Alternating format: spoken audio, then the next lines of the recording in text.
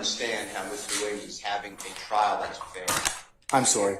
I don't understand, from my perspective, Mr. Williams is not having a fair trial. I cannot cross-examine Mr. Winfrey.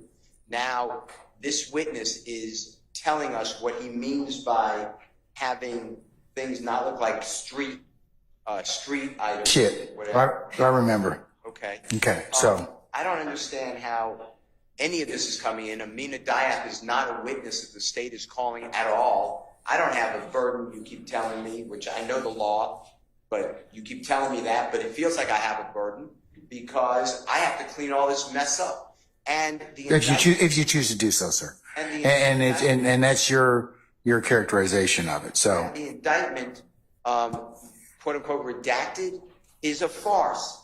This thing has, I don't know if you looked at your copy, there's blanks here that identify Jeffrey Williams. I mean, you'd have to be a deceased person not to realize that the indictment is charging Jeffrey Williams in it. And the state just goes on like, this is no big deal.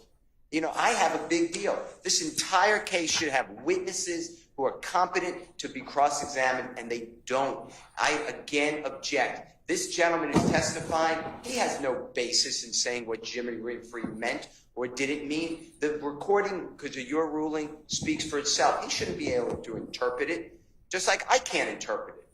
And it was never even done. What the jurors won't know is that Amini Diop didn't give any paperwork at all. In fact, what they don't know is that Jeffrey Williams, because the state won't probably play it, a recording with Jeffrey Williams where this detective asked Jeffrey Williams, does Jimmy Winfrey work for you as your road manager? And Mr. Williams laughs and said, are you ridiculous?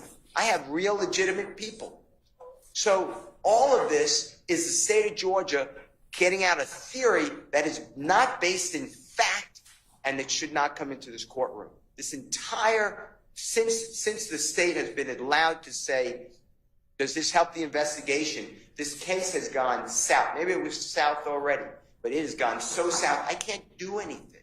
Those are all my objections. I'm moving for a mistrial. I have no idea why this gentleman got to say Amini Diop works on the legitimate side of the business. We're presumed innocent. He has no right to say that. And then this indictment is all hearsay under the Brown case, State versus Brown, which the Honorable Court agreed with, yet the state's using the indictment as a weapon. They're saying it says it in the indictment. Mr. Winfrey played Alfred. He's not testifying. You let it in as a statement against his penal interest. Well, that's only against him. He's not on trial. It can't be a co-conspirator statement because it is a statement that does not further any supposed conspiracy because it spills the beans. So for all of those reasons, I mean, we could just use one, but for all of those reasons, I named 3, 4, 5, or 6, I'm respectfully asking the court to strike all of his testimony that goes into anything anyone else said and the investigation, and let's wipe this slate clean, and please, I just want to go forward and have people to cross-examine. This is the second time you've made the same argument, sir. I understand it, and it's your right to do so. All right. Unless you have anything else, Mr. Schardt?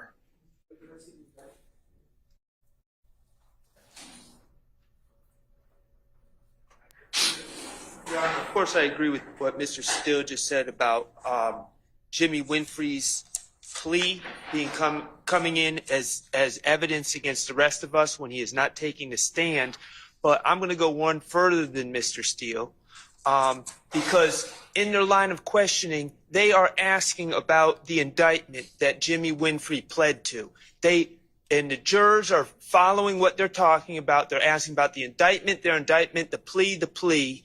And then they say, and what gang was involved?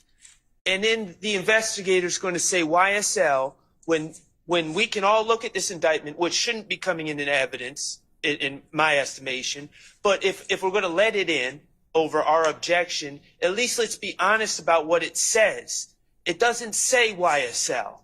He pled to the count. The preamble say YSL? He pled to... Does the preamble say YSL? Preamble? Does the preamble... Answer my question, please. Sure, the preamble does, but okay, not the all right. count. So you have to read. Okay, you have to read the preamble in conjunction with the counts. It's just like it's similarly situated to preamble that you have in this indictment. But he pled to specific counts, Your Honor. Okay, but that The doesn't mean that the factual predicate of the preamble doesn't apply, right? Well, I suggest Does it apply or not? I disagree with you completely. Does it apply or not? No, it doesn't. Okay. It does not. He pled to specific counts.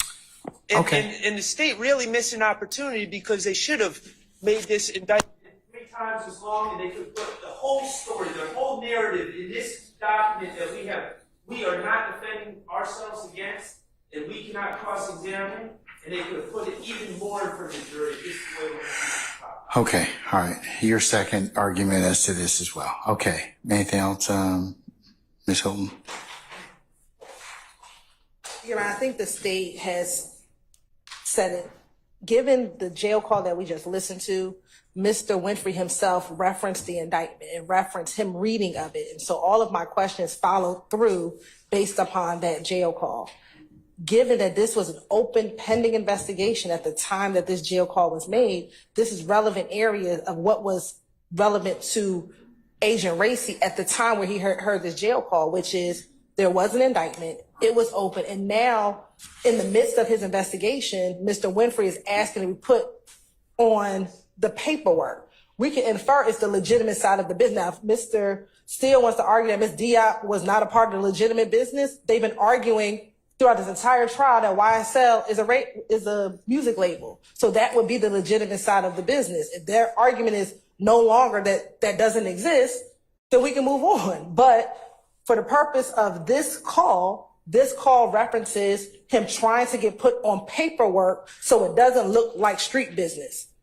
Paperwork, legitimate, street business, not legitimate. And so we are trying, this became relevant to him, Your Honor. And given all the reasons that we have stated before, this wasn't spilling the beans. This was him trying to cover the conspiracy, which was him shooting at the bus involving Mr. Dwayne Carter. So for all the reasons stated, Your Honor, we went exit. You said overrule the objection. I'm going to overrule the objection, Mr. Steele. I will give you a continuing objection. I'm going to note that you've moved for mistrial once again. I'll also note that you have asked the court for a mistrial again before the positing of the next question. So with that, I'm joining that motion for mistrial, and also I'm asking you in granting that continuing objection, are you granting it to all of us? The Hardy rule applies unless otherwise stated. So it would apply for all of you. The motion for mistrial as well as the continuing objection. I'll ask for a motion to sever parties then.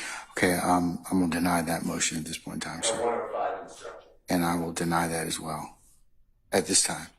Okay, can we call? I'm sorry. Can we ask the court to give move to strike the testimony regarding legitimate side of the business? Because no, sir. That is a consideration for the jury. No, sir. I'm not gonna strike that at this point in time. I'm not sure the court is recessing for the evening, but the attorneys have a quick cover. At least this attorney has a quick cover. Yes, you may. Yes, all of you can have a comfort break. Why don't we take 10 minutes? Okay? All right.